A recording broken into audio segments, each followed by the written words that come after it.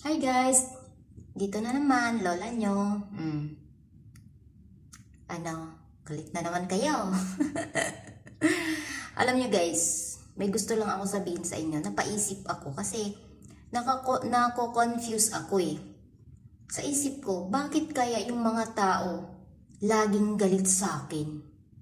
Kahit wala naman akong ginagawa sa kanila, di ba? Kahit yung video ko, wala namang kinalaman sa kanila. Galit pa rin sila. So, napaisip ako tuloy. Sabi ko, kaya pala baka galit sila sa akin kasi sikat ako.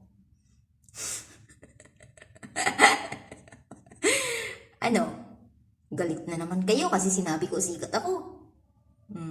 Huwag ka nang umangal. Kasi sinabi ko sikat ka, siguro nasusuka na rin kayo. Sabi niya, ang yabang-yabang nito. Ang yabang-yabang ni Lola. Sabihin niya, sikat ako. Bakit? Sinong galit pag sinabi ko na sikat ako? Diba? Wala.